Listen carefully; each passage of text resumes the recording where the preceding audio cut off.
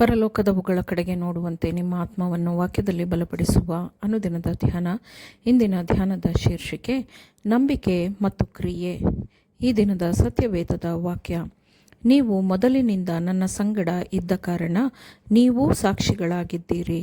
ಯೋಹಾನ 15ನೇ ಅಧ್ಯಾಯ 27ನೇ ವಚನ. ನಿರ್ಲಕ್ಷ್ಯ ಮಾಡಿರುವ ಕೆಲಸವನ್ನು ಇನ್ನೂ ಮಾಡಿ ಮುಗಿಸಬೇಕಿದೆ. ಈ ಕೆಲಸದ ಉದಾಸೀನತೆಯ ಬಗ್ಗೆ ನಾವು ಪಶ್ಚಾತ್ತಾಪ ಪಡಬೇಕು ಮತ್ತು ಆ ಕೆಲಸದ ತುರ್ತು ಅಗತ್ಯಗಳ ಕಡೆಗೆ ಗಮನ ಕೊಡಲು ಮತ್ತು ಅದನ್ನು ಗ್ರಹಿಸಲು ಸಹಾಯವಾಗುವಂತೆ ಆತ್ಮಿಕವಾದ ವಿವೇಚನೆಗಾಗಿ ಪ್ರಾರ್ಥಿಸಬೇಕು. ಜ್ಞಾನಪೂರ್ಣವಾದ ರಕ್ಷಿಸುವ ಸತ್ಯವನ್ನು ನಮಗೆ ಕೊಡಲಾಗಿದೆ. ಈ ಸತ್ಯದ ಜ್ಞಾನವನ್ನು ಹೊಂದದ ಬಹುಸಂಖ್ಯೆಯ ಜನರು ನಮ್ಮ ಸುತ್ತಲೂ ಇದ್ದಾರೆ. ಇವರೆಲ್ಲರಿಗೂ ನಾವು ಜೀವರಕ್ಷಕ ಸಂದೇಶವಾದ ಮೂರನೆಯ ದೂತನ ಸಂದೇಶವನ್ನು ಪ್ರಕಟಿಸಬೇಕಿದೆ. ಆತ್ಮಗಳನ್ನು ನಾವು ಗೆಲ್ಲಬೇಕಾಗಿದೆ. ಇತರರಿಗೆ ಅವರ ನಿತ್ಯ ಒಳಿತಿಗಾಗಿ ಏನನ್ನು ತಿಳಿಸಬೇಕಾಗಿದೆಯೋ ಅದನ್ನು ತಿಳಿಸುವುದಕ್ಕಾಗಿ ಪೂರ್ಣ ಶ್ರದ್ಧೆಯಿಂದ ಶ್ರಮಿಸಬೇಕಾಗಿದೆ. ಎಚ್ಚರಿಕೆಯನ್ನು ಹೊಂದಿಕೊಳ್ಳದ ಬಹುಸಂಖ್ಯೆಯ ಜನರು ಸುಲಭವಾಗಿ ವೇಗವಾಗಿ ದುಷ್ಟನಾಗಿರುವವನ ಆಟದ ಬೊಂಬೆಗಳಾಗುತ್ತಿದ್ದಾರೆ.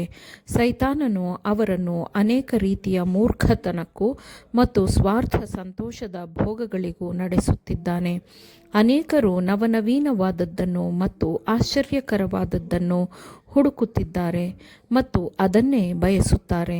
ದೇವರು ಮತ್ತು ಆತನ ವಾಕ್ಯದ ಸತ್ಯಗಳಿಂದ ಅವರ ಮನಸ್ಸುಗಳು ದೂರವಾಗಿರುತ್ತವೆ.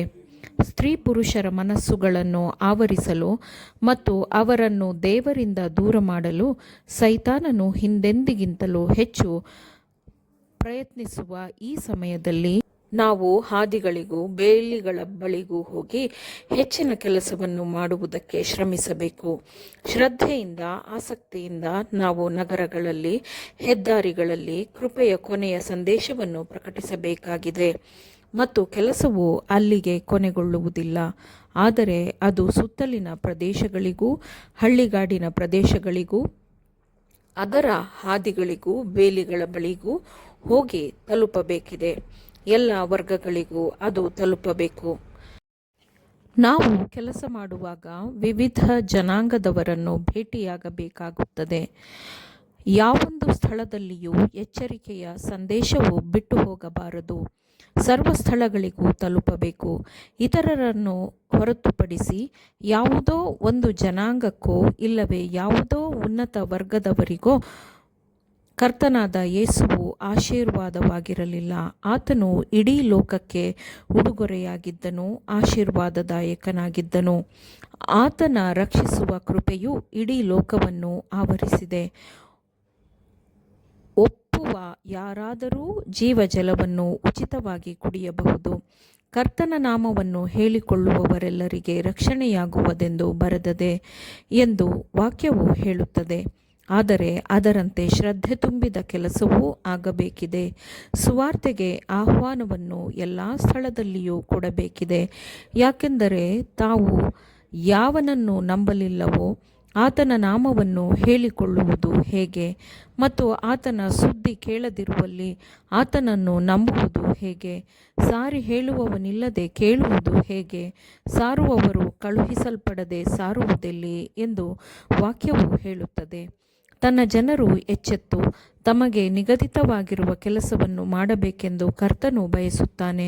ಈ ಜವಾಬ್ದಾರಿಯು ಕೇವಲ ಸುವಾರ್ತಿಕರ ಮೇಲೆ ಇಲ್ಲ, ಸಭೆಯ ಸಾಮಾನ್ಯ ಸದಸ್ಯರೂ ಸಹ ಆತ್ಮವನ್ನು ರಕ್ಷಿಸುವ ಜವಾಬ್ದಾರಿಯ ಹೊರೆಗಳನ್ನು ಹಂಚಿಕೊಳ್ಳಬೇಕು.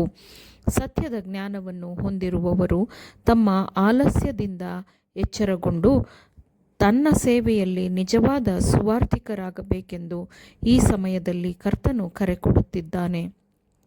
ಸಮಯವು ಕಡಿಮೆ ಇದೆ ಮತ್ತು ಕರ್ತನ ಕೆಲಸವನ್ನು ಮತ್ತಷ್ಟು ವಿಳಂಬ ಮಾಡದೆ ಮಾಡಬೇಕಾಗಿದೆ. ಆಮೇನ್.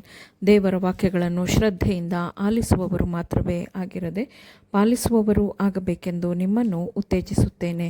ಪರಿಶುದ್ಧಾತ್ಮನ ಸಹಾಯದಿಂದ ಆಲಿಸಿದ ನಿಮ್ಮೆಲ್ಲರಿಗೂ ಧನ್ಯವಾದಗಳು. ಮತ್ತೆ ದೈನಂದಿನ ಧ್ಯಾನಕ್ಕಾಗಿ ನಾಳೆ ಸಂಧಿಸೋಣ. ಆಮೇನ್.